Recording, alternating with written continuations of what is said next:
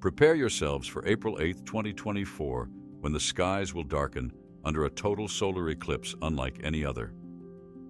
This rare celestial spectacle is not merely a stunning natural occurrence, it carries ominous forecasts that reach into the heart of the 2024 elections, touching both the United States and Israel and stirring whispers of the apocalyptic end times. In this video, we will delve deep into the mysteries veiled by this eclipse, unraveling the threads of prophecy and cosmic signs interwoven throughout history. Join me as we explore how the ancient scriptures link celestial events with monumental earthly changes. From biblical times to the present, signs in the heavens, such as the sun, moon, and stars, have been harbingers of profound shifts. Stay tuned as I reveal what this particular eclipse might signify in our modern era and why its implications are too significant to ignore.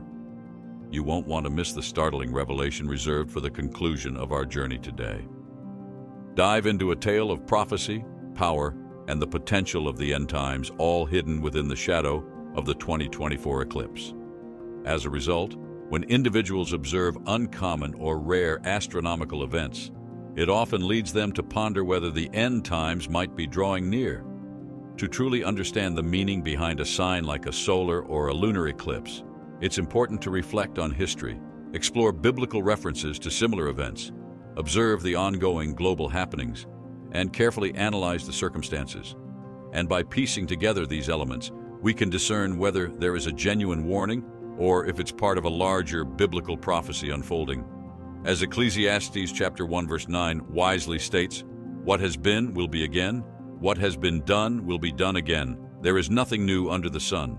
Put simply, it means that history tends to repeat itself. And here's where things get shocking. God's character remains constant, unchanging from yesterday to today and tomorrow. This means that God continues to communicate as He always has and addresses sin and nations as He always did. Throughout history and the Bible, recurring patterns emerge, particularly regarding a nation's idolatry and sin, which God consistently confronts. Every significant prophet in the Bible who addressed Israel's idolatry and sin was accompanied by specific signs and warnings indicating what would follow. Reflecting on Revelation chapter 6, we encounter the symbolism of the four horsemen depicting God's judgment upon nations. First comes a figure representing conquest or leadership, leading to division and global unrest. Then follows war, stirring up conflict and disrupting peace. Subsequently, famine ensues, bringing economic hardship and agricultural struggles. Finally, death arrives, spreading plague and disease. While these events unfold on a global scale, they also echo recurring patterns seen throughout history in the Bible. These signs often emerge in response to a nation's sins and idolatries, illustrating the cyclical nature of divine intervention throughout time. For instance, God appointed Nebuchadnezzar, the Babylonian conqueror, to bring judgment not only upon Israel, but also on neighboring nations like Egypt, Assyria, Moab, and even the Philistines and Phoenicians in the Gaza Strip area. Before the sieges, Jeremiah the prophet mentioned a severe plague and famine that had been devastating the land for years, weakening the nations in readiness for Babylon's advance.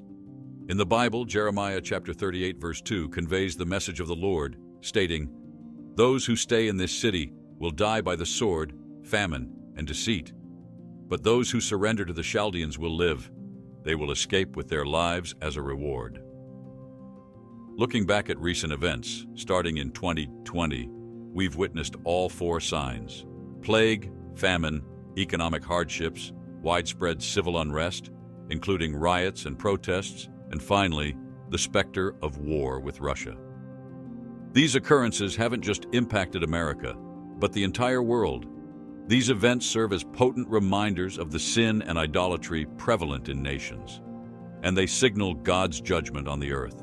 While it doesn't necessarily mean it's the end times, the signs are undeniable, and they suggest that we're drawing closer to significant changes.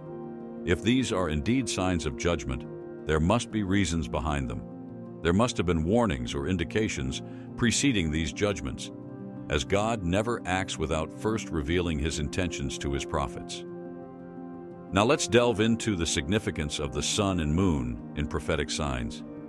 Did you know that in biblical prophecy, the moon consistently represents Israel, while the sun symbolizes the Gentile nations? Well, you might want to pay close attention as it's about to get a lot more interesting. The book of Genesis reveals that the sun, moon, and stars weren't created until the fourth day.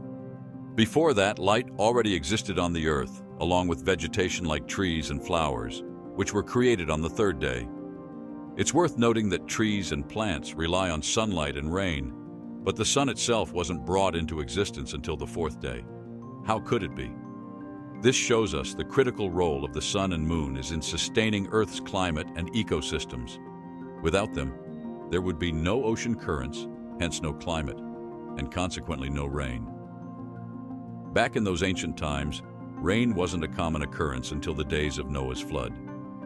Genesis chapter 2, verses 5 to 6 sheds light on this, explaining that there were no shrubs or plants yet because God hadn't sent rain, relying instead on streams that emerged from the earth to water the ground.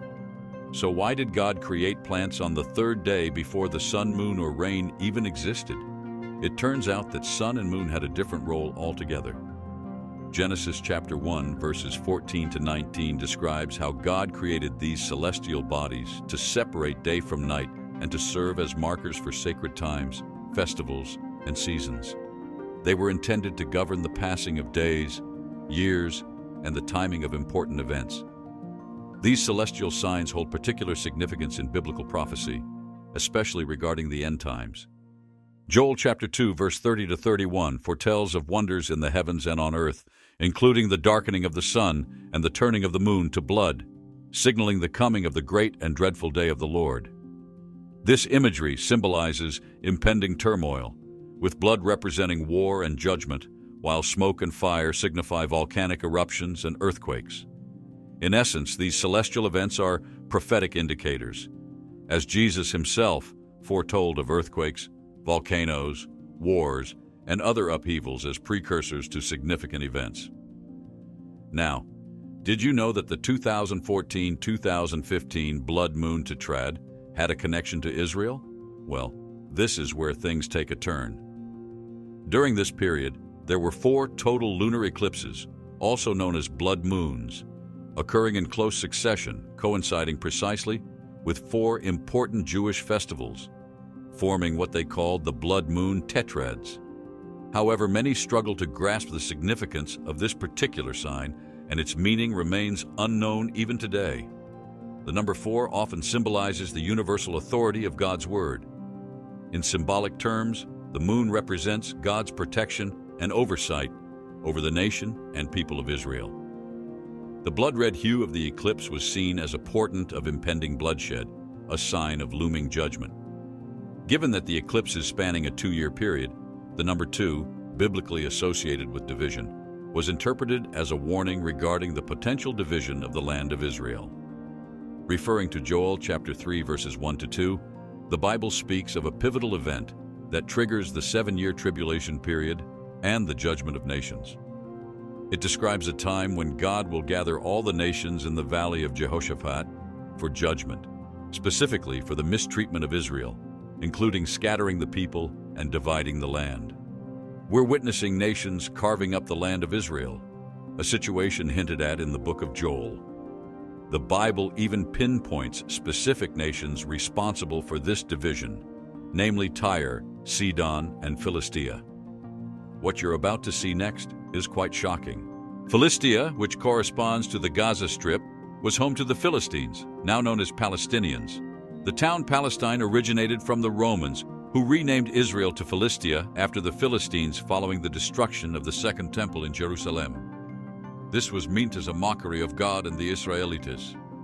The Palestinians are central to the proposed 2-state solution between them and Israel, a concept also prophesied in the Bible, including by the prophet Daniel, concerning the Antichrist and a 7-year peace treaty involving Israel. Tyre and Sidon were regions inhabited by the Phoenicians, known for their expertise in trade.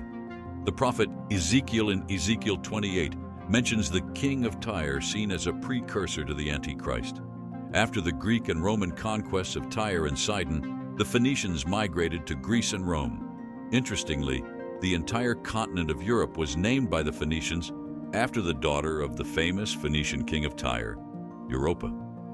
Today, the European Union, United Nations, and even America are linked to the ancient regions of Tyre and Sidon, once inhabited by the Phoenicians.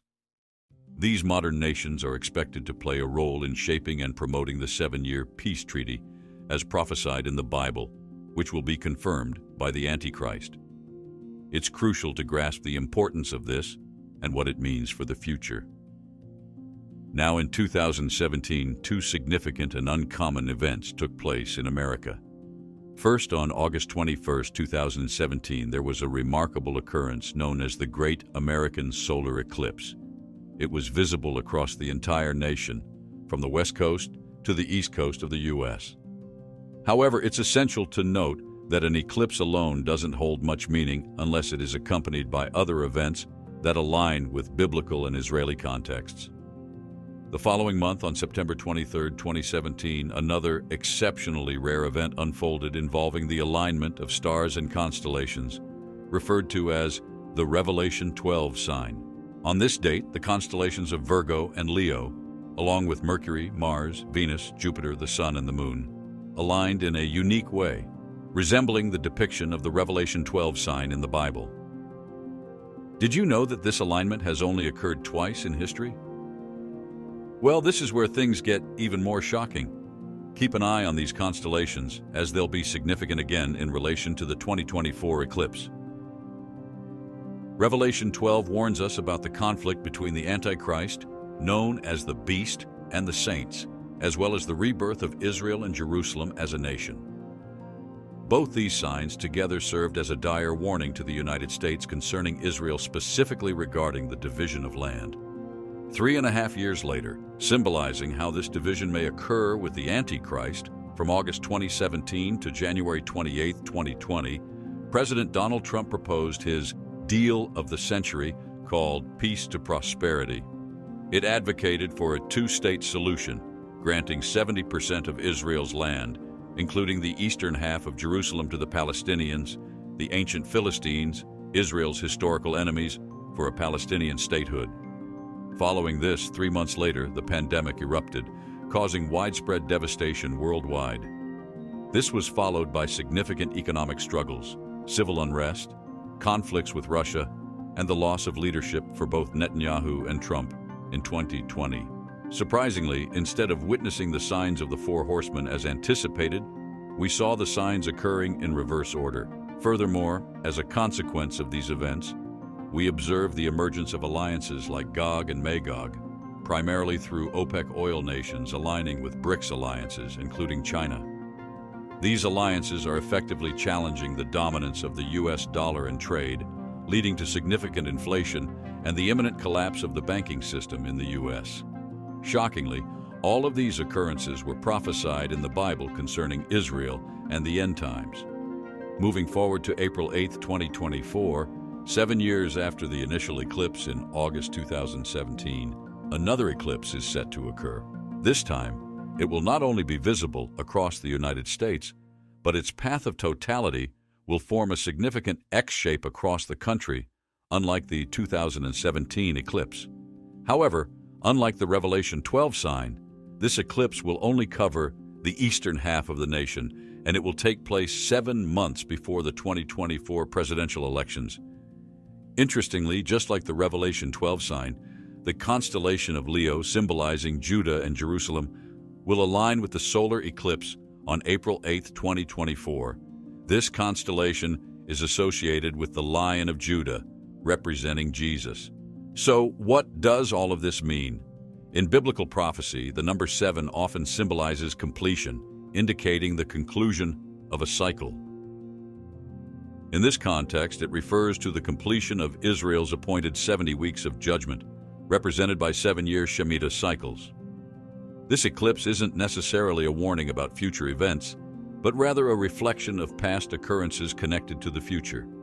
The X shape formed by the eclipse is reminiscent of the Hebrew letter Tav, which symbolizes a mark or a seal. This letter is significant as it's only used twice in the Bible, including in Ezekiel chapter 9, where it represents a seal of protection placed on those who grieved over the sins of the first Jewish temple before its destruction by Babylon. And similarly, it echoes the marking of doorposts during the first Passover in Exodus, and it foreshadows the mark of the beast and the seal of protection over the 144,000 witnesses during the 7-year tribulation period. Therefore, the Tav mark on the United States signifies both protection and judgment, particularly concerning the division of the land of Israel. As we contemplate the ominous implications of the 2024 solar eclipse, a celestial event shrouded in biblical prophecy and apocalyptic forecasts, a parallel narrative unfolds within the ancient walls of the Vatican. Here, the prophecy of Saint Malachi concerning the succession of popes aligns eerily with the unsettling celestial predictions, suggesting a confluence of earthly and heavenly omens. The prophecy of Saint Malachi, which foretells the reign of Pope Francis as possibly the last pope, termed Peter the Roman, resonates with the themes of transformation and judgment echoed by the rare solar eclipse. Just as the eclipse casts a shadow over the United States, symbolizing potential upheaval and divine warnings, the papal prophecy hints at a tumultuous period for the Catholic Church marked by trials and tribulations. This connection between celestial phenomena and ecclesiastical prophecy invites us to reflect on the broader implications of such signs. Both the eclipse and the prophecy serve as catalysts for deeper introspection within communities of faith, challenging believers to consider the signs presented in the skies and in the sacred texts. As we delve into the significance of these prophetic moments, we are reminded of the enduring human quest to decipher divine messages and their relevance to our contemporary world. Thus, as we analyze the solar eclipse's role in signaling potential global shifts, we are simultaneously drawn into the vortex of Saint Malachi's prophetic vision, pondering its impact on the spiritual and political climate of our times. The intertwining of these prophetic narratives not only highlights the universal fascination with destiny and divination, but also calls into question the interconnected fate of humanity and the cosmos. Good day, my beloved brothers and sisters in Christ. When Pope Francis entered the Church, everyone was astonished due to the prophecy of a very important saint, Saint Malachi. No, it's not the typical prophecy, and you'll discover as you listen to this video. Now, before dismissing all of this as another simple prediction, how about if I told you that there is plenty of new evidence suggesting that this ancient prophecy is coming true right now? It might be unsettling, right? So, let's try to understand what this prophecy is about, what has been predicted, and how accurate it might be. Pay attention, along with the Medjugorje prophecies. These predictions are attracting growing interest and raising important questions about their validity and relevance in our days. All the seers are excited, and the Vatican is facing a moment of high tension. Give the video a like and share it with other faithful who, like you, love to listen to prophetic messages. Now, the current Pope of the Catholic Church, who goes by the name of Pope Francis, has sparked significant reactions among prophecy enthusiasts. They claim that the vision of Saint Malachi points directly to this year, dubbing this new pope as Peter the Roman, the final piece of the prophetic puzzle. Pope Francis, originally known as Jorge Mario Bergoglio from Argentina, has stirred questions. Despite the name he has chosen, some believers argue that in his birth name there is a connection to Peter. And, believe it or not, they also claim he is a true Roman due to his family's Italian roots, despite being Argentine. Now, here is where the story gets really interesting. Let's step back in time to understand where this prophecy comes from. The prophecy of the popes is like a list of 112 enigmatic statements in Latin, attempting to predict who the Catholic popes will be, starting with Celestine II. It surfaced in 1595, introduced by a monk named Arnold Wyon. He claimed it stemmed from the visions of Saint Malachi, who was an archbishop in the 12th century. The story goes like this. Malachi allegedly had a vision during a trip to Rome that revealed to him the names of each pope, a total of 112, from his time until the end of times. You can imagine it as a series of popes, and now we're reaching the final chapter. He wrote these visions in mysterious verses, sealed them in the Vatican's secret archives, and they remained hidden for centuries. Then came Arnold Wyon, who discovered this ancient manuscript just in time for a sacred conclave in the 16th century. Among all the ancient prophecies of the Roman Catholic Church, the prophecy of St. Malachi stands out as one of the most discussed topics, which has captured the minds of many historians. While some wonder if his predictions are true, others find them extremely interesting and surprisingly accurate. And here's where you'll want to pay close attention. According to him, the 112th Pope would be the last. His words become intense, predicting a difficult period for the Holy Roman Church. His prophecy for this year says eerily, "In the final persecution of the Holy Roman Church, there will reign Peter the Roman, who will feed his flock amid many tribulations. And when these things have come to pass, the city of 7 hills will be destroyed, and the terrible judge will judge his people." The end. So, are we approaching the climax of St. Malachi's prophecy? Well, it seems so. But the million-dollar question is, why is Pope Francis's reign supposed to end now?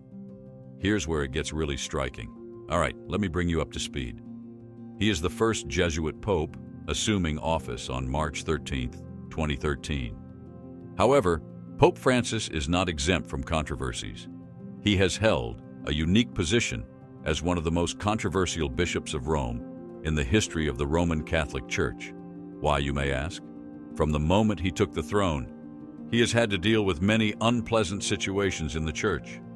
A major issue has been the clergy sexual abuse scandal and the Church's attempts to cover it up. It's not a pleasant situation, but this scandal became glaringly evident in 2018 when a report on abuses in Pennsylvania emerged.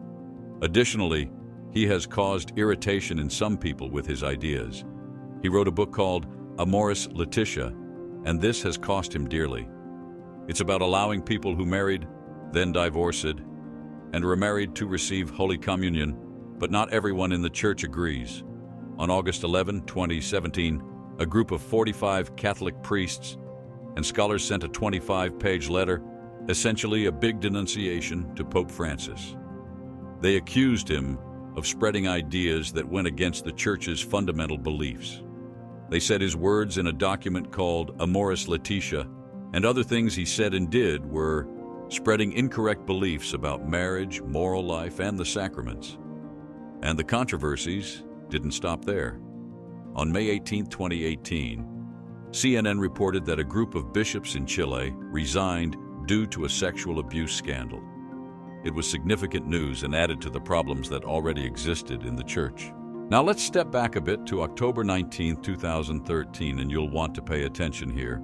A Catholic bishop named Bernard Fillet, more oriented towards tradition, issued a warning. He said Pope Francis was causing the decline of the Church, and it could signal the beginning of something very negative, like the era of the Antichrist. It's a quite serious warning, isn't it? But let's not forget the other side of the coin. People greatly appreciate Pope Francis because he is kind, cares for the poor, talks to people of different religions. He also cares about the environment, and many people around the world appreciate him. A global values survey in February 2014 showed that many people think he positively unites people. But some people in the Catholic Church disagree with some of the things he teaches, so there's some disagreement. But wait a moment, one of the most devastating blows came in the form of an 11-page letter that surfaced on August 25, 2018. This letter was written by Archbishop Carlo Maria Vigano, who had previously been Apostolic Nuncio to the United States. In this letter, Archbishop Vigano accused Pope Francis of being negligent in his responsibilities toward the Church, especially regarding a man named Theodore McCarrick. The accusation was that, although accusations of sexual abuse against McCarrick were known, both the Vatican and Pope Francis had not taken appropriate action. Furthermore, the letter left no room for doubt. It even called for Pope Francis's resignation from his position as Pope. And now we're here, back to the present. The controversy surrounding Pope Francis isn't confined to the Vatican. It has spread all over the internet and YouTube. People are filled with accusations and denunciations, and it's becoming increasingly evident that they are not just ordinary people on the internet. Priests, bishops, cardinals, and lay scholars are becoming vocal critics of the Pope. The Church is divided, with some people, especially from conservative groups and media outlets like Church Militant and the Remnant TV, strongly disagreeing with Francis and his more modern ideas. Now, you might wonder if any of these crises and accusations have anything to do with St. Malachi's prophecy. Well, that's an excellent question, and here's where it gets even more striking. St. Malachi's prophecy, as we've explored, contains cryptic descriptions of the popes. Some people have related these descriptions to the popes who preceded Pope Francis with surprising precision. So, when we examine the current challenges and controversies, it's inevitable to wonder if Pope Francis could really be the last pope, as predicted by St. Malachi. So, what can we conclude? That St. Malachi's predictions are taken very seriously. In fact, as early as 1958, just before the conclave that elected Pope John XXI, Cardinal Spellman of New York was excited. He rented a boat full of sheep and sailed up and down the Tiber River. Why? To prove a point, that he was the shepherd and the navigator as predicted in the prophecies. Now let's go back to the prophecy about the 111th Pope, Pope Benedict. It says, Gloria Olivi, which translates to the glory of the olive. Many argue that this makes St. Malachi's predictions inaccurate. According to the prophecy, the next and last pope should be Peter the Roman. And here's where it gets really interesting. Some of these prophecies are incredibly precise. Take, for example, Pope Urban VII, whose motto was Ex Antiquitate Urbis, which means from the antiquity of the city. Turns out he was from Florence, and guess what appears on Florence's coat of arms? An iris flower, which looks exactly like a lily. Then there's Pope John Paul II, whose motto was De Labor Solis, meaning from the labor of the sun. He was born on May 18, 1920, right during a solar eclipse. Truly impressive. Every detail of this prophecy seems to have been analyzed with great care, and each pope is compared to the descriptions provided by St. Malachi. As I mentioned before, some argue that Pope Francis could be identified as Peter the Roman, the last pope foreseen in this ancient prophecy. This, of course, raises many questions and debates in the Catholic community and beyond. The evidence, though cryptic and subject to interpretation, is intriguing. And while some may be skeptical, it's undeniable that St. Malachi's prophecy has sparked considerable interest and debate about the future of the Catholic Church. The prophetic words seem to surprisingly fit current events and controversies, leading many to reflect on their meaning and the possibility of them coming true at this moment. The Catholic Church is experiencing a period of profound transformation and challenges, and Pope Francis's figure is at the center of many of these discussions. Every detail of this prophecy seems to have been analyzed with great care, and each pope is compared to the descriptions provided by St. Malachi. As I mentioned before, some argue that Pope Francis could be identified as Peter the Roman, the last pope foreseen in this ancient prophecy. This, of course, raises many questions and debates in the Catholic community and beyond. The evidence, though cryptic and subject to interpretation, is intriguing. And while some may be skeptical, it's undeniable that St. Malachi's prophecy has sparked considerable interest and debate about the future of the Catholic Church. The prophetic words seem to surprisingly fit current events and controversies, leading many to reflect on their meaning and the possibility of them coming true at this moment.